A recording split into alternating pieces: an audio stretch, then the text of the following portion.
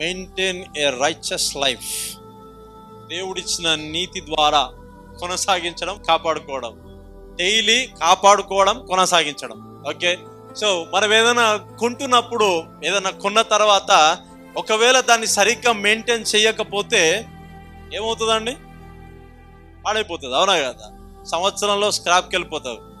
Okay, 15 సంవత్సరాలు 20 సంవత్సరాలు నడపాల్సిన బండి కాస్త ఏమైపోతుందంటే సంవత్సరంలో స్క్రాప్కి వెళ్ళిపోయి కూర్చుంటుంది. అట్లాగనే మనకిచ్చిన దేవుని నీతి, గాడ్స్ రైచస్నెస్, అంటే దేవుని సముఖం ముందు నిలబడేటట్టు, దేవునితో మాట్లాడే అనుభవం, దేవునితో సావాసం చేసే అనుభవం, ఓకే, దేవుని స్వరం వినే అనుభవం, ప్రార్థించే అనుభవం, ఇవన్నీ ఏంటిదంటే త్రూ గాడ్స్ రైచస్ నీతి ద్వారా వస్తాయంట. ఇది చాలా బలంగా నమ్మాలి. బలగుద్ది అంటారు కదా, చాలా బలంగా నమ్మాలి. ఓకే, సో ఈ దేవుడిచ్చిన నీతిని మనం ఏం చేయాలంటే వి నీడ్ టు మెయింటైన్. మనము ఒకవేళ దాన్ని సరి అయిన రీతిలో కాపాడుకోకపోతే దేవుని నీతి కాక ఇంకేదైనా ఒకటి మనల్ని పరిపాలిస్తుంది. ఇంకేదైనా మనం పరిపాలిస్తే మనం కొన్ని విషయాల్లో డౌన్ అయిపోతాం, కొన్ని విషయాల్లో బలహీనం అయిపోతాం, ఆత్మీయతలో డౌన్ అయిపోతాం.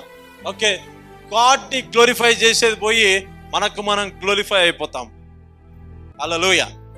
దేవుని మహిమపరిచేది పోయి మనం కొన్ని విషయాలను లేదా మనము ఓకే గ్లోరిఫై, మనము హానర్ చేసుకోవడం, మనం అలాంటి జరిగిపోతాయి. అందుకనే ఏం చేయాలంటే మెయింటైన్ ఏ రైచస్ లైఫ్ అన్నమాట. నీతి గల జీవితాన్ని మనము కొనసాగించుకోవాలి, కాపాడుకోవాలి. అలా అయితే ఏమవుతుందంటే నీ లైఫ్ ఎలా ఉంటుందంటే టెస్టిమనీస్ లైఫ్ ఉంటుంది.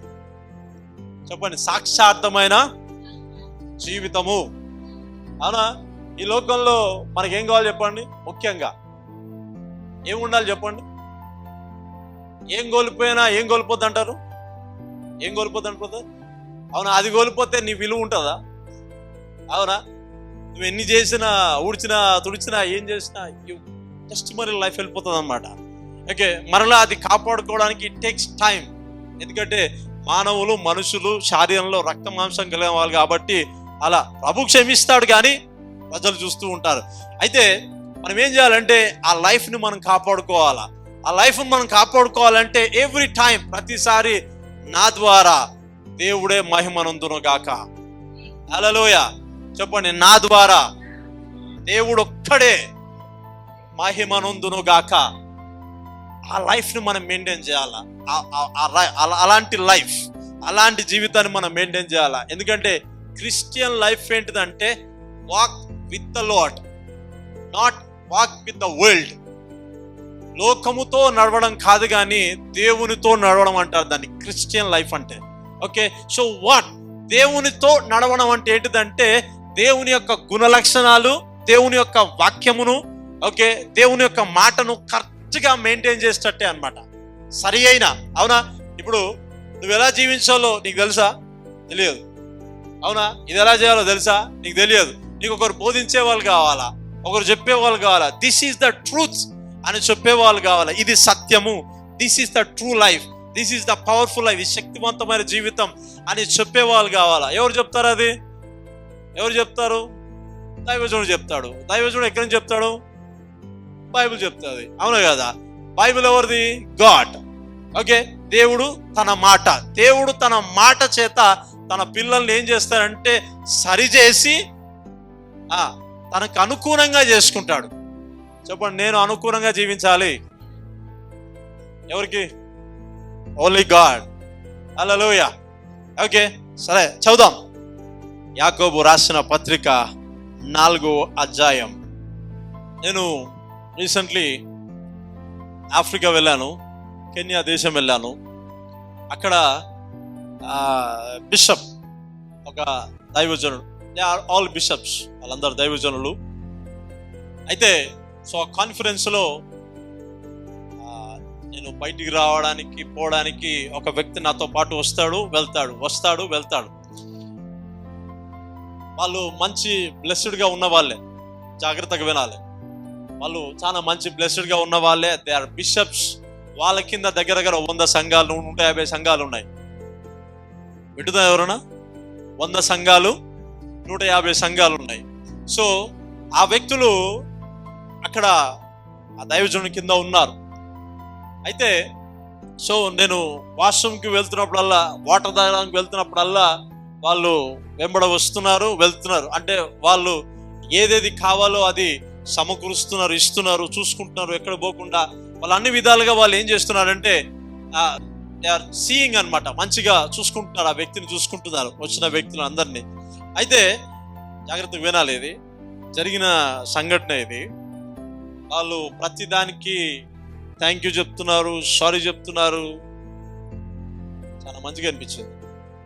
ఓకే, వారి యొక్క హంబుల్నెస్ చూస్తే నాకు కూడా కొంచెం నేర్చుకోవాలనిపించింది. అందుకే నేను ముందుగానే ఏమన్నానంటే, వాళ్ళకి 100, 150 సంఘాలు ఉన్నాయి. 100, 150, ఒక్కొక్క దాంట్లో 100, 200, 300 వేసుకోండి.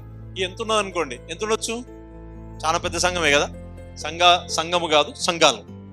సో ఆ వాటి పైన వీళ్ళు బిషప్స్, వాళ్ళ కింద 100, 150 మంది pastors. So they are coming అనమాట. అటు పోతే అటు రావడం, ఇటు పోతే ఇటు రావడం, వాష్రూమ్ మీద.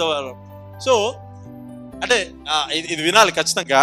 అయితే సో నాకంటే ముందు ఇంకొకరు వాష్రూమ్ వెళ్ళేసి వచ్చిన తర్వాత నెక్స్ట్ మనం వెళ్తాం కదా, వెళ్ళేటప్పుడు డోంట్ గో అన్నాడు.